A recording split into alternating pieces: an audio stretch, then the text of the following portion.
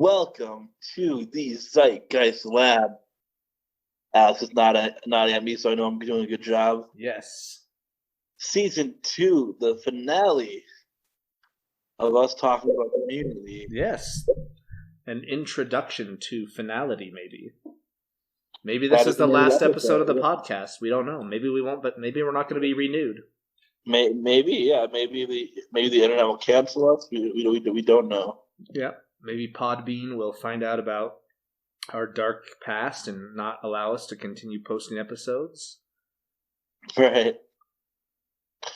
Yeah, the whole Podbean situation, that's all you. I don't know, like, you post about that on the timeline sometimes. I'm like, what's wrong with Podbean? What's going on? Why? What episode's being uploaded?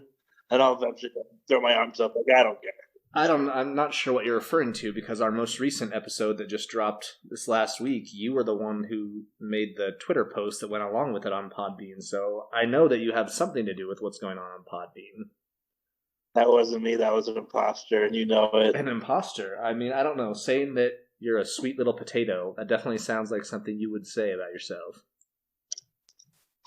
Oh yeah, we all know how much I love myself. Yeah. Well, you felt like a sweet little potato because the new episode was here. I think that was reasonable. Look, I was out of town this last weekend, so I didn't post the episode. It must have been you. You were out of town. That's true. Yeah, I see. Okay, I see your plan now. It's all coming together. It's all coming together. Yes, I just want to make you look as foolish as possible. Yeah, I'm gonna make it look like he posted the episode because I'm out of town. Everyone believes me. Exactly. So speaking of disagreements, I think that today on Twitter we've discovered that maybe we have some logistical planning to do about our future marketing plans with McDonald's. I said I'm taking my business to Culver's, so you can make whatever you want. But Culver's doesn't do celebrity meals, do they? Not that I know of. I mean, I don't follow Culver's. No, but why not start with the Fentuzler? The Fentuzler? Okay, what would it be? Be pretty basic. It'd be a butter burger, a large cheese curd, and gross cheese curd. What is that? What is that? Cheese curds? Yeah. What is it? Is it like just like they serve you like a pile of cheese curds? Do you like eat it with a spoon, or do you just like put your mouth into it like a trough? Like, what the fuck are cheese curds? You don't know what cheese curds are? I mean, I know that if milk curdles, isn't that like the beginning of creating cheese? I'm not going to sit here and explain the greatest food of all time to you. No, what are cheese curds? Is it like a French fry? I mean, it's a finger food. Okay. I mean, sometimes they're fried, sometimes they're not, but they're just curd shaped cheese. Yeah. So you don't have to eat it with a fork, like it's not just some like gooey mess. No. They're hardened curds of cheese. The moist pieces of curdled milk, either eaten alone or as a snack. I understand that cheese is already like curdled milk, but when you tell me I'm just eating first of all, when you say the moist pieces of curdled cheese, that just sounds so disturbing.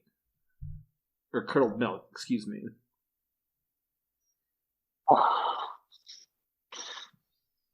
I regret this conversation. So, for those of you who don't understand what's going on, today on Twitter, from our Twitter account, I pleaded with McDonald's to create the Zeitgeist meal, since it seems like their thing over the last 12 months or so has been to partner with different celebrities to create their McDonald's meal, which I think is just ridiculous anyway, because we all know these celebrities are doing like fucking trend diets like keto or paleo or something like that. None of these fucking celebrities are going to McDonald's all the time, but whatever. But I think that the Zeitgeist meal at McDonald's would be 2 McRibs, 1 plain cheeseburger, a 20-piece nugget, 2 large fries, and 8 barbecue sauces. That's a lot of food. Yeah, I know, but it's the Zeitgeist. You've got to keep it Zeitgeisty. Those are all the best things that McDonald's serves. I agree with having the McRib in there. I think that who obviously we're never going to get a deal with McDonald's. We're not some big time fucking A-list podcast. But whoever does get the next deal with McDonald's should insist that the McRib be part of their meal, because we need the McRib more frequently and more often. The McRib needs to be back permanently, and if it takes getting a Howard Stern meal at McDonald's that involves a McRib, well, let's fucking do it. Howard Stern meal. That's who you think they're gonna get next? They should get OJ. Can you imagine if they did an OJ meal? Wow. Yeah. That would be incredible. That would be. It would be a lot of chicken nuggets, I'm guessing. A lot of chicken nuggets. Why? I don't know. You just think he's a chicken nuggets guy? Yeah, I mean, who is the nuggets at McDonald's are pretty good. They are. Oh, they're incredible. Just trying to think if there's anything at McDonald's that would require a knife. Oh yeah. Maybe like I thought it was the same theory that OJ didn't do it, but his son did. What? Yeah. Wasn't his son like less than 10? Like younger than 10 at the time? No, it was. Oh no, his brother. I'm sorry, his brother. His brother. Because his brother hated Nicole. Okay. We're talking about Marvin Leon Simpson? I guess. I don't know. Okay, well that's interesting. I'll have to follow up on that. Did you hear about the latest interview from the Juice? No, what does the Juice have to say? So, first of all, I want to say this is insane. I don't want to say what website. Oh wait, no. I saw a headline where he doesn't want to go back to Los Angeles because he doesn't want to encounter the real killer. Correct. Yes, that's right. He's afraid of going back to Los Angeles, or he avoids it because he might end up next to the perpetrator of this horrible crime, and he doesn't want to have to deal with that. Right. But what I think is insane is there was a website. I'm not going to try to say which one because I don't want to get it wrong. But some website was ranking like the 100 greatest NFL players of all time, and they ranked OJ at number 41. And I just think it's time to be done talking about OJ, the football player. Like, I don't care what his stats were or whatever. Like, why is anyone putting OJ on this list at this point? I mean, the stats speak for themselves. Okay. He was a good player. All right. He was an amazing player. I mean, he led the Bills for a while, didn't he? I mean, it's not like they ever won a Super Bowl. No, but I mean, they were competitive. Tony Romo was better. I'm not. You don't have to drag Tony Romo into everything. I'm not trying to say OJ is better than anyone else. I'm just saying I can't speak positively about the Juice without Tony Romo barging into the conversation. Yeah, well, any conversation about the NFL should rightfully revolve around Tony Romo. I don't know why. And you never will. That's fine. I never will. That's what? You never will know or understand why. It's fine. You just don't get it. Okay. Haters are gonna hate. I don't even hate Tony Romo. I don't say anything bad about him. But you always gotta drag him into the conversation. It's just out of sight, out of mind. I don't want anyone to forget about Tony Romo, so I've got to keep bringing him back up. It's like when you when there's something on Reddit and then it kind of gets lost down on the thread, and then someone just does puts a message in there to boost it or bump it. Yeah. I just constantly bump in the Romo. The Romo bump, I get it. Well, it's the poli-sci Alex bump for Romo.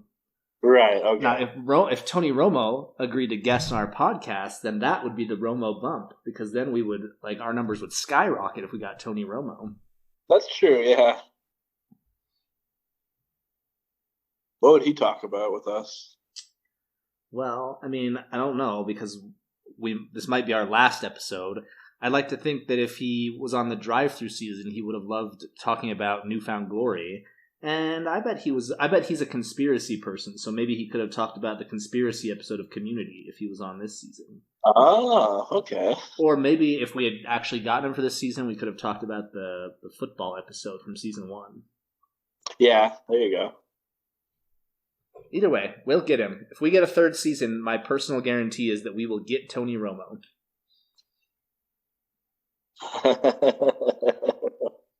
All right, I'll take your word for it.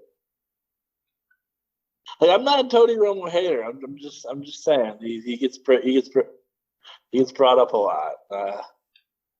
It's understandable. You're always bringing up like fucking Brett Favre and shit. Like, no, I don't. I hate Brett Favre. yeah, and you always fucking talk about it. I mean, he threw just as many interceptions as he did touchdowns. He's not that great. Well, can't. I'm trying to think of a clever turn of phrase. The point is, of course, if you throw that many fucking touchdowns, you're going to throw a lot of interceptions. Like, it requires a lot of throws to do that. Not Aaron Rodgers. Okay, well, I don't know what Aaron Rodgers' numbers are. Does he have more touchdown throws than Favre? Well, yeah, I don't know his stats like off the top of my head, but I know. So then, for all you know, he does have as many interceptions as touchdowns. No, he doesn't. No, he doesn't. That's a very famous thing about Favre is that he threw just as many touchdowns as he did interceptions, and it's widely known that Aaron Rodgers has thrown very little interceptions, especially compared to how many touchdowns. Like his ratio is crazy. Okay, 412 touchdowns for Aaron Rodgers. And career interceptions. Oh, 89. That is a really good ratio. That's what I'm trying to say. Well, he's still a piece of shit. Jeez. He's not. Okay, Favre threw 336 interceptions. Interceptions? Yeah, and 508 touchdowns. So not quite a 1-to-1 ratio, but certainly a lot closer to that than Mr. Rodgers. Yeah. But he still has more touchdowns than Rodgers, though. Yeah, he's got about, I don't remember the numbers now, but it's about 100 more than Aaron Rodgers. Yeah. All right. Damn. Because Brett Favre's the greatest quarterback to ever win a Super Bowl, and Tony Romo's the greatest one to never win a Super Bowl. I don't agree with either one of those. It was Dan Marino, and then there's Aaron Rodgers. You think Aaron Rodgers is the greatest quarterback to ever win a Super Bowl? I'm not going to sit here and say Tom Brady. I would hope not. I would hope that you would fucking say Brett Favre, or at least someone like Brett Favre's a decent think Alex Joe Montana or Terry Bradshaw, Troy Aikman.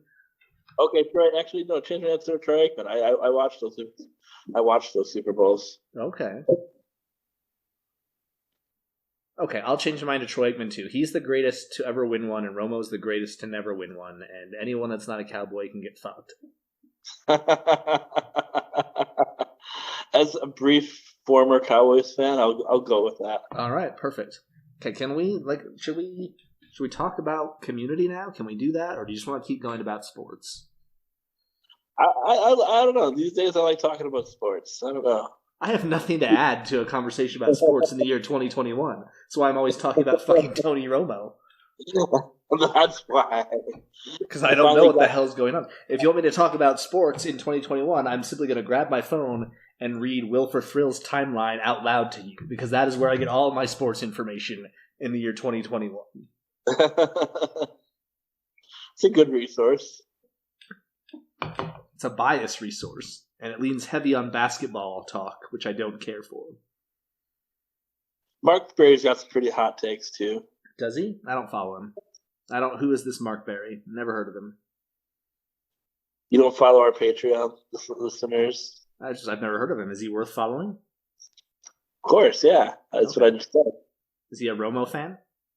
I don't know. I've heard that he claims to be a Bears fan, but sometimes for whatever reason... Yeah, but I think sometimes he, for whatever reason, is repping the Jaguars, despite claiming to be a Bears fan. I was going to say, I heard he's a Blake Bortles fan. Yeah. Mm-hmm.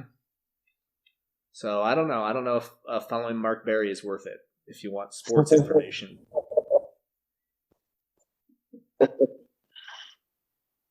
All right, well, should we get into the episode? Maybe with all this Mark Berry talk, we should pause for a commercial break. Okay. Hey, Alex. Hey, Brian. How you doing? Good. How about you? I'm doing well, thank you. Can I interest you in signing up for the Patreon? The Patreon? Which Patreon is that? There are so many Patreon options out there. I need more details, please. I'm talking about our Patreon, buddy. We have a Patreon? Well, of course we have a Patreon. Wow, I did not know that. Tell me more. I'm interested. I want to know what I could get if I signed up for our Patreon. Okay, well, first of all, it's $3 a month. That's the lowest tier. And you get access to all of our bonus episodes, all 7 going on 8. $3 a month? That's it? That's it. That's basically nothing. Like, I could probably dig that up and change in my couch right now. You got one rich couch, my friend. Yeah, well, I think it could produce $3 a month. I've got a lot of quarters, so... Yeah, it's the same price as a fancy cup of coffee. Exactly, yeah. Most podcasts do $5 a month as their lowest tier, I've noticed. $5? That sounds like kind of a ripoff. Every podcast that I subscribe to, there's 4 of them, I think. Okay. Or I subscribe to their Patreon. Yeah, all 4 of them are $5 a month. Now, I don't mean to harp on this, but you're currently unemployed, is that correct? I have an interesting employment situation. I wouldn't say unemployed. I technically am hired by 2 different people. Okay, but with your current income, you can still afford $20 a month, is this correct? Barely. Okay, but so do you think, knowing that, is it unreasonable that anyone could afford $3 a month to get our bonus episodes? Oh, absolutely. It would be a lot easier if they're all $3 a month. Right, so I would say maybe our listeners should start with ours, and if they need to cut any out of the budget, move to the $5 ones. Yeah, exactly. Yeah, that's a good idea. We're good financial planners. Yeah, see, we care about our listeners' future. We know that they have long-term goals they want to accomplish, and we don't want to step on that. Exactly. That's why our lowest tier is $3. And if you sign up now, what you get in the $5 tier, you'd get in the $3 tier. Oh wow, that's one hell of a deal. Am I saying that correctly, or do I have that wrong? Yeah, I think that's what we had talked about. Yeah. Excuse me. Okay. All right. Where do I go? Like, if I wanted to sign up for this, where would I go? You would go to patreon.com/ZGLabPod. Okay. Patreon. No, I don't think there's a .com after ZG Lab. Patreon. Patreon.com/ZGLabPod.com. Now you just sound like an old grandma talking about the internet or something.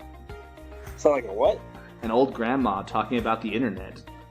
Thinks every part of it has to end with .com. That's me. The old grandma. Just wait until you try my cookies, though. There's a lot of weed in them. So that's patreon.com/ZGLabPop. Yes. All right. Well, I'm going to go check that out right now. All right. Well, that was our lovely commercial break. Thank you to our sponsors, Zeitgeist Lab Podcast. A couple of great guys over at that show. Check out their Patreon. I think it's well worth it. Oh, yeah. I've listened to all of them. Yeah. Actually, I don't think that's true. Unless you finally caught up. What? Last time I asked you, you said you hadn't gotten through all the Patreon episodes yet. I mean, I listened to all of them in the sense that I was there for all of them. Oh, okay. Speaking of being there for all of them, before we get into the topic at hand, can we do one last Season 2 temperature check? What the fuck is going on in Madison tonight? You're getting the smoothest brine you've ever gotten. Oh, okay. We got the CBD water. We got the weed. And I took a nighttime Klonopin about an hour ago. Wow, okay. So you're feeling pretty smooth? We're feeling very smooth. Nice. Yeah, I got this blunt just for the podcast. Very nice. Speaking of CBD water, I went looking for some a week or two ago and could not find any at the CBD store closest to me. But I had like little, those 5-hour energy drinks, like the drinks that are just like this tall or whatever? Yeah. They had CBD melatonin sleep aids in that size. So I got one of those and took it before I went to bed that night, and it worked very well. I did not wake up for a long while after that. It was very nice. There you go. But yeah, I couldn't find like one of those 12-ounce waters that I always see you with on these calls. Oh, these are expensive. Are they? For a 6-pack? Yeah, it's like. But I get it at the co-op in my neighborhood. We don't have co-ops. Maybe we do in like downtown Salt Lake, but I live in fucking suburbia. There's no fucking co-ops out here. Oh well. Yeah, that co-op is already very expensive. So yeah. Yeah, it's like $17 for like a 6-pack of these. Okay, well, another reason for our listeners to hop on over to https://patreon.com/zglabpod.com. Sign up for our Patreon and help fund Brian's THC and CBD habits. I mean, my CBD habits fine. I mean, I'm on food stamps, so I get my. I don't pay for them that way. But yeah, but I mean, you only get so much in food stamps, right? Wouldn't it be nice if you could use food stamps on other stuff and then have disposable money to use on the water, or the other way around? Yeah, I guess so. I'd rather just have weed money, though. Okay. Well, if you're listening and you are a weed dealer or know of a good one, DM us on Twitter and Brian will respond. Apparently it's that easy that you can just tweet about it. Yeah, you just not. I learned that recently. You're not doing the best trending topics for frigging this shit out. Yeah, what should I mean? How do I tweet about that? Like, hey, if you're in Madison, can you just give me some weed right now? Yeah, just maybe tweet that out like once an hour. Every day. Yeah, just like looking for a weed hookup, #MadisonWeed or something. Well, I already have 2 very reliable sources. Okay. So it's not really something I need to worry about. It's just more of a. You never know when they're both going to get arrested and you need someone else. That's true, especially if I keep talking about them. Mm-hmm. It's not like you've named names. No, I didn't name names. One of them is probably Ben Weasel, right? No, but he does live around here. I know, you've mentioned that before. That's why I thought to see if he was maybe one of your hookups. No, I've never encountered Ben Weasel. Other than driving past his house once or twice. Okay. Did you egg it? Toilet paper it? No. That wouldn't be a bad idea, though. He's kind of a dick. Mm-hmm.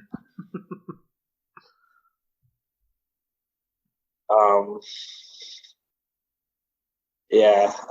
So before we get to the episode, we want to go to our Twitter mailbag or whatever. Oh, I guess I missed that. I didn't know we had one today. Yeah, let's do this shit. Yeah. So let's see what Toes wants us to talk about. Yeah. That's who we got here today. Honestly, at this point, we should just have Toes on the podcast. I don't think she's ever been on yet. Yeah, never, not once. Well, did I? Yeah, I went way past it in my notifications here. Okay, Toes wants us to talk about Aqua Teen Hunger Force since we didn't have time to before, referencing her latest appearance on our podcast. Oh, she's been on before? I guess I forgot. My memory's not what it used to be.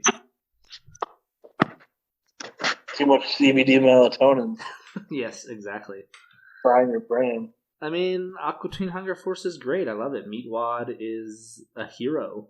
And, but Frylock, I love Frylock. He's very smooth. You know what? Actually, Smooth Brian kind of reminds me of Frylock. Oh, wow. That's a big compliment. Is it? Okay. I love Frylock. Frylock is the fucking shit. I love it. You know what my favorite episode of that show is? What's that? Our trivia episode. I don't remember. Like, I've seen like probably the first 5 or 6 seasons, but it's been so long I really don't remember much of any of it. It's like Wayne the Brain. He's got like this big brain. Okay. It's him versus the Aqua Teen. Okay, it sounds vaguely familiar. Doing bar trivia, and Meatwad keeps suggesting the Backstreet Boys for every answer. It's fucking great. Oh man, I love it. Nice. Maybe I'll watch that after this. I remember one of my favorite ones was I think it's and I could be mixing up episodes here, but there's the Mooninites, and then they have that belt that plays the Foreigner song or whatever, and they hypnotize people with it. That's a good early episode as well. Yeah. Mm-hmm. And I remember I really liked the movie. I went and saw that movie when it came out, and I just thought it was amazing. I remember really liking it. I don't remember too much about it now, but I remember that at the beginning they do like a parody of the dancing hot dog and soda ads you used to see at like old drive-in movies, and it turns into like this heavy metal song where they're singing, like they're screaming about something. And all I remember is they sing the line like "Your money is now our money," and that's something that I always say. Like whenever I feel like a company has screwed me over, I always just say like "Your money is now our money." So nice. You never saw the movie? No, I was like ahead, and I wasn't really huge into Aqua Teen that like when it was first out because there was this kid named. Fuck you. Yeah, fuck you. Fuck you. Yeah, piece of shit. He was really into it, and like he was like hardcore about it. Like it was like part of his personality. It's like that he loved Aqua Teen Hunger Force. So I didn't fuck with it because I hate that kid. Okay. He pretended to be my friend for a week, so I'd take him to the Beastie Boys concert my freshman year. Oh wow. And yeah, like that was pretty shitty. Yeah, it's fucked up.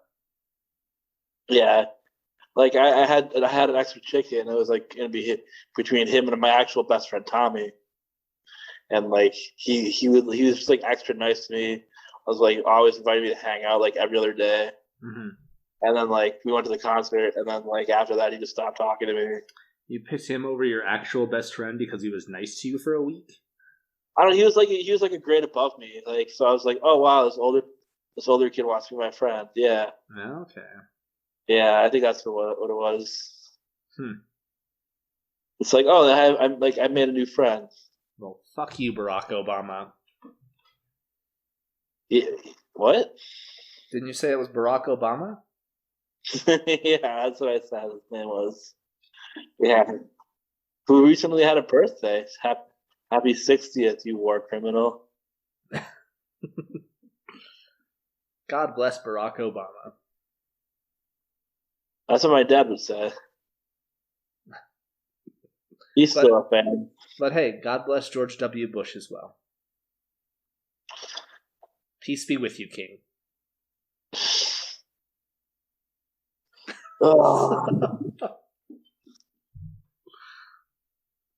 That's why this podcast is hard sometimes. That's what I'm going for. I'm not trying to make this easy on you.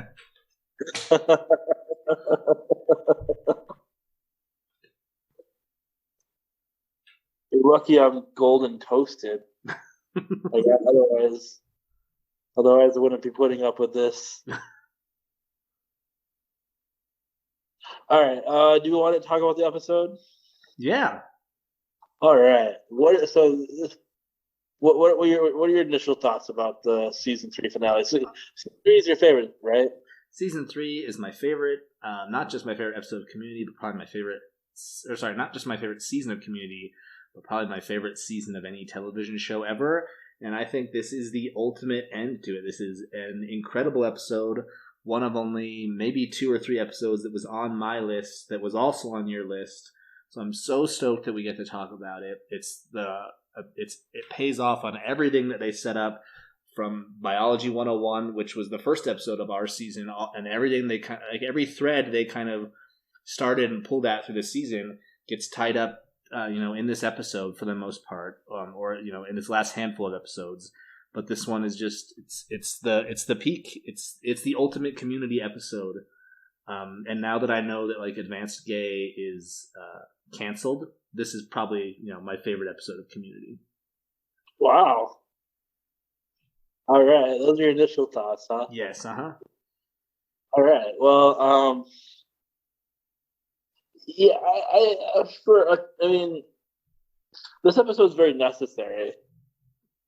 Um, but when I think about like the best episodes of Community, I like for me the best episodes are the ones where they think outside the box.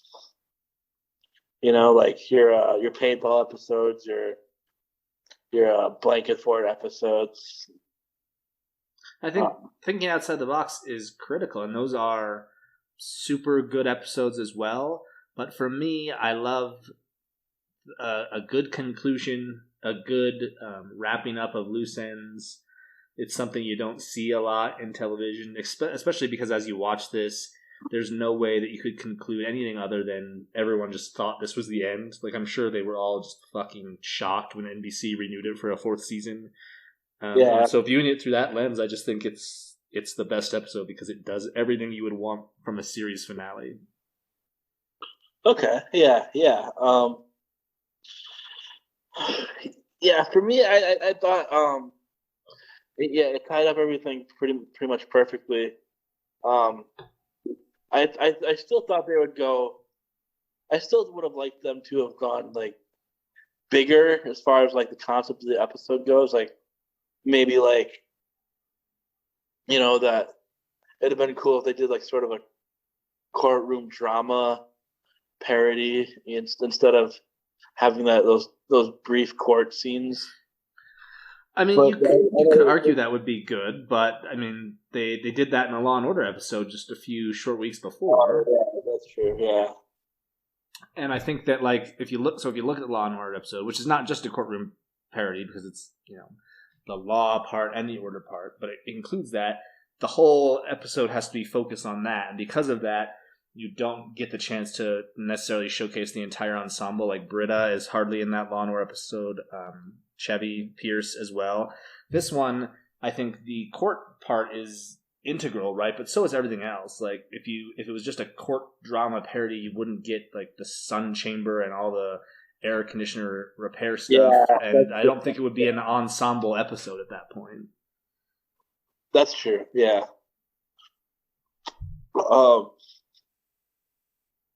Yeah, that would have required restructuring the show a little bit. Yeah, or if NBC gave them like a full hour. But again, they've only got 23 minutes to try to essentially wrap up what I would say is a very complicated season, actually. Yeah, it was. Yeah.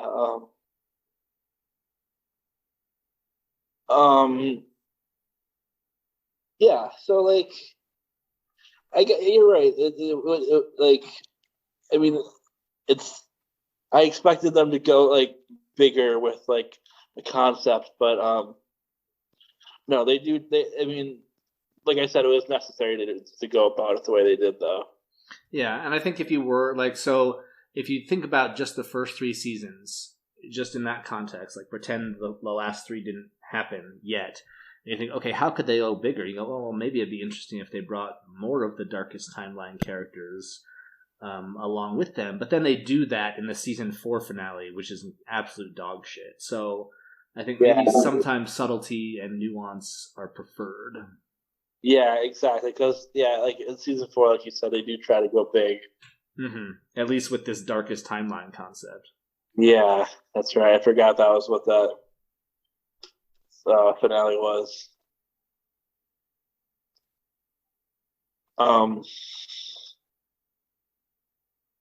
Yeah. Should we see what the AV Club has to say? Absolutely. Have you looked at this article yet? I have. Have you? Yeah, I was looking at it earlier today because I wanted to be prepared for our actual last episode of the season, and I was like, "Oh fuck me! This article is about 3 different episodes." Is it really? Yeah, I thought you said you looked at it. Yeah, I looked at it, and I'm only seeing 1 episode. I've got here an article that covers digital estate planning, the First Qing Dynasty, and Introduction to Finality. Oh shit! I have Advanced Introduction to Finality pulled up. That's season 4, my friend. I was surprised. Okay, so she gave that episode a D. Well, there you go. So I was really I don't know if Surprised you can I get. opened I don't that know up. if you can get Facebook messages while we're on the call, but I just sent you the link to the correct AV article. Okay, no, I just pulled it up. Yeah. Okay. The first yeah, I was expecting something more along the lines of, I guess, when I say it would have been cool if they went bigger with the concept of the episode.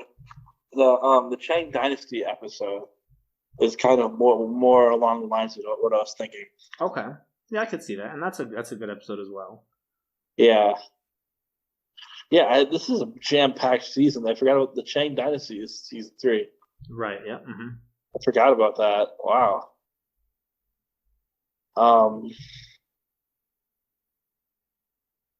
Is Pierce's pill addiction? That's season 2 or season 3? That's season 2. Yeah.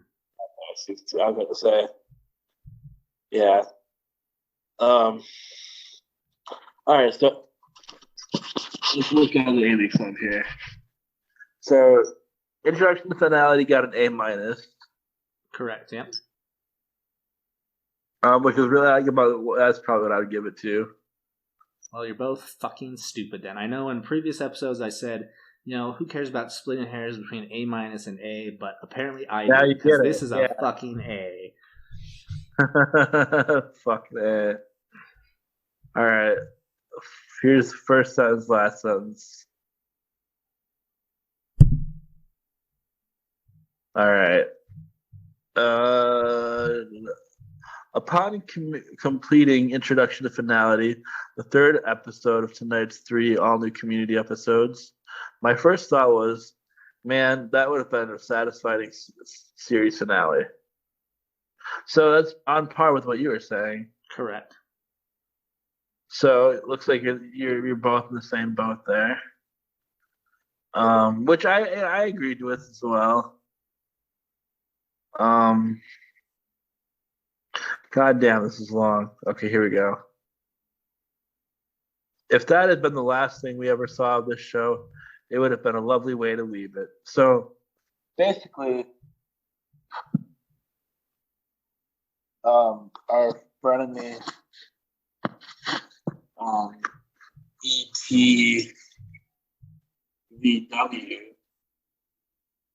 right? ETV dub. That's right. Yeah, I got it. Wow. For considering how high I am, I'm surprised I nailed that. ETV dub dub dub dub. That would have been a good sound effect for every time we went to the AV Club. True. Yeah. Mm-hmm. She never responded to us too. We tried to get her as a guest on this season, and we just heard nothing back. Radio silence, just doesn't respond to DMs, I guess. Despite the fact that I swear her bio somewhere she said like literally just DM me. Really? I swear that was on her bio or something. What? Jeez. Well, we tried. Yeah. Didn't even open the message. I mean, it would have been one thing if she left us on red, but come on. How busy are you really, Emily Todd Vanderwerf? She must be pretty fucking busy. Not busy writing for the AV Club anymore, though. I guess not. Good for her. Honestly. So yeah, it looks like she thinks this is the perfect ending to the show, period, which is what you were saying. Well, here, her pinned tweet says, "If you are a reporter or something who needs my email, this is it." Then she gives her email. "Or my DMs are open. Just contact me there. You have no idea how many people try to contact me at an address I don't actually use." So right in her pinned tweet, I guess it's a call for reporters. Maybe she's saying that we're not reporters. Where did she get off saying we're not reporters? She obviously did not listen to our first season, in which we did some heavy-hitting investigative journalism. Yeah, and a prominent journalist responded to us and went on the podcast and dropped a story that we couldn't tell. Correct. So I think we are definitely journalists, and Emily Todd Vanderwerf just doesn't know what she's missing out on. If anything, we're journalists at Jason. No, we're journalists. We're journalists.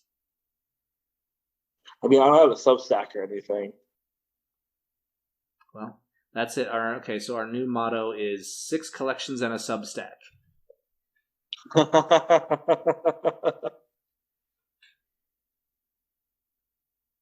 Yeah, we're going to cancel the 6th season.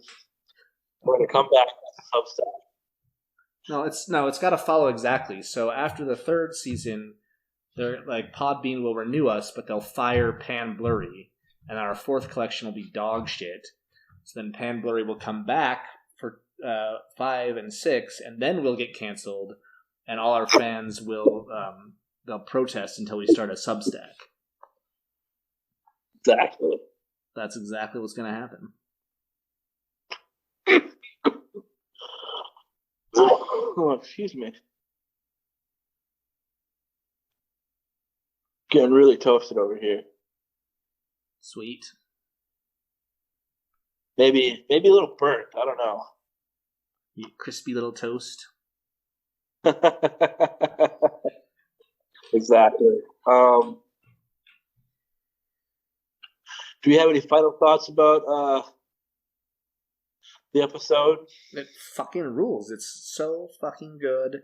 Everything about it. I love John Goodman returning. The truest repairman will repair man. It's so good. Everything about this episode is so fucking good. In the final, one of the final courtroom scenes, the Jeff's rival lawyer, played by Rob Corddry, refers to Pierce as vitamin P, which is something that Jeff calls him in the very first episode of the series.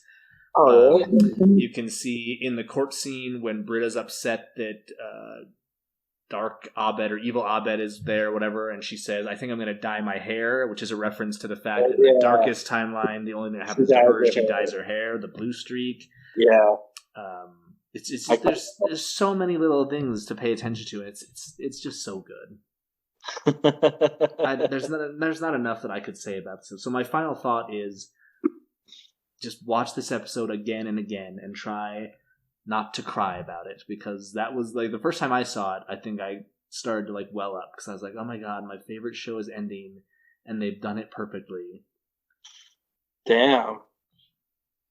Yeah, because so they thought it was going to get canceled at season 3, right? Correct. Yeah.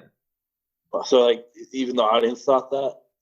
I just think it was up in the air. No one knew for sure, but the ratings were bad. There had been a big controversy leading up to this episode, like a big feud between Chevy and Dan Harmon. Okay. And so everyone just kind of thought, well, yeah, this is probably the end. And Dan Harmon had pretty much said that. It turns out it was just the end for him because Sony fired him. But yeah, I think pretty much everyone thought this was going to be it. Damn. Why did he get fired? I mean, there's probably lots of different reasons. I mean, I know he could be a bit of an asshole. I know he had created like a toxic environment for some of the female writers. He demanded a lot of the crew, the cast. They just worked long, insane hours. Sometimes he was finishing scripts like as they were being filmed. I don't think it was a pleasant place to work necessarily. Damn, he's from Milwaukee. Oh, okay. Yeah, so us Wisconsinites were hard to deal with. I bet. You guys are fucking drunk all the time. Yeah, he was, I think. Yeah, he was, yes. And I think like he'll still talk about it. I read an interview with him recently where he basically would just be at the writer's office all the time, and he would be writing pretty much nonstop, and then he would pass out for a few hours and wake up and start drinking and keep going on the script or whatever. Like, it was just insane. Yeah. That's crazy. So, but I don't know. I feel like if I were a TV writer, I think that's how I would do it too. It's how you would. How? Wait, what? I feel like if I was a TV writer, that's how I would go about it too. Okay. I would feel like I have a similar process. Okay. Well, it's a good thing we don't have a writer's room on this podcast then, because that sounds like hell.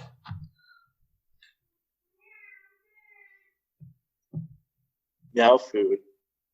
Meow food. Meow food. Meow food. I'm in a fight with Doom. We're in a fight. Why? She pawed at me, scratched me a little bit. What did you do to her? I didn't do anything to her. Just unprovoked, she came up and clawed at you. Yeah. Okay. She clawed at me, and then I fed her. So I assume that's what she wanted. And then she looked at the food, just ran away. Mm-hmm. So she didn't accept the food that I had given her, which is what she wanted, because she was rubbing her head against the food thing. Well, fuck you, Doom. Fuck off, Doom. So we're in a fight, and I took away her bed privileges for the day. How do you do that? Just close the door? No, I just whenever she tries to get on the bed, I shoo her off. Oh, okay. What are your final thoughts on this episode?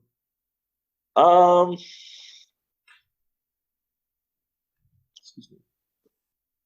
You kind of caught me off guard. I was really going deep on the cat. Well, I know, but we were doing final thoughts. I gave you mine. You never gave me yours. That's true. It's true. It's just came out of nowhere for me. My final thoughts on this episode and the season, I guess, is that Community is good. All right. No, for real, I thought this was like a very well done, piece of television. It's like I keep saying, it tied everything together. Like you were saying, it it just sums up everything perfectly, and it's funny, it's thrilling, and thought-provoking, and all sorts of good adjectives. Absolutely. So, what do you think about this whole season? Was this a fun time? Do you think this is a success? I think I had fun. It depends on what you call a success. It was not. It did not seem to resonate with our audience as much as I'd hoped, but didn't change the fact that I enjoyed talking about these things. It was a lot more unfocused than what we've done in the past, which I think it could be beneficial at times. Like, it just allowed us to go off on more tangents without feeling the need to necessarily get back on topic. Yeah, I agree. We sort of introduced the tangent this one, which I think wasn't on purpose for me, but I'm glad to have sort of introduced it. Well, I just think I think it demonstrates the creative tension maybe between you and I, and not tension in a bad way, but it's like, the first season was a topic I picked, and I was kind of doing everything in terms of prep work, and it was all very like, we're going to talk about this, this, and this, and I had my YouTube playlist and all this shit, and I was trying to keep us on topic. And granted, I was fine with going on tangents from time to time, but I feel like I'm very uptight about certain things, or like it has to be this way. And then your season, it was just much more laid back, it could be a lot more enjoyable at times. So I think it shows that we're versatile. I think we're a good match. We got your qualities and we got my qualities. Right. Mm-hmm. Yeah, we are versatile in that way. We're versatile. Yeah. And I still think, I've thought about this a lot since I think the first time you mentioned it. I don't know if you've ever mentioned it on mic, but you've mentioned it to a few of our guests off mic, going back as far as April. that of all of the all the podcasts that are kind of existent within the Blink 155/155 extended podcast universe, we're the only one that is hosted by two complete strangers. It seems like all the other ones are hosted by people that know each other. A lot of times people that are in romantic relationships or something, which is great. But I think it makes ours kind of unique. And it's, we're like 9 months in now. Or is that right? Maybe closer to 8 months. And I've enjoyed seeing the arc of how we've gotten to know each other and how we interact with each other. And I think it allows a certain creative freedom.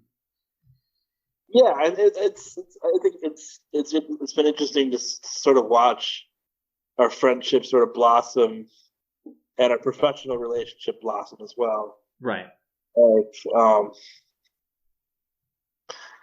And just our sort of dynamics as a podcast sort of blossom as well. I think what you said was really interesting. We're the only podcast that's been hosted by started as strangers for the most part. If anything, enemies. Yeah, it's not strangers, closer to enemies. Yeah, exactly. And I was like, because I was surprised that you had offered, and I was like, and it seemed like no one else was up for it. So I hadn't actually asked anyone in particular, but I definitely put it out there a few times and didn't really have any interest. But no, it's not like it's not like you were my backup plan. You were just the only person that responded. So whatever that's worth. I don't know if that makes you feel better or worse. It's not like I had someone specific in mind and then had to settle for the Fentoozler. Right. But yeah, it's been really good so far. I'm really looking forward to seasons 3 and 4. I think I have an idea of what I want season 4 to be about. Well, if you're listening, go tweet at Podbean, #save the Zeitgeist, because it's not... We're talking like we know for sure we're going to get renewed, but we don't. We're always up against the wall, just like Dan Harmon and Community, so just tweet at Panblurry, tweet at Podbean, save the Zeitgeist, because we want to come back right into your ear holes for another 4 seasons and a Substack. 6 seasons of a Substack. Well, I know, I said another 4 seasons. Oh, okay. Yeah. 4 is 2. Okay. Is 6. Yeah, that is correct. So 6 seasons and a Substack. Yeah. Hashtag it now. Doesn't matter what that means now. Okay, is there anything else to say before we wrap this motherfucker up? Bush did 9/11. God bless George Bush in all his incarnations and future lives.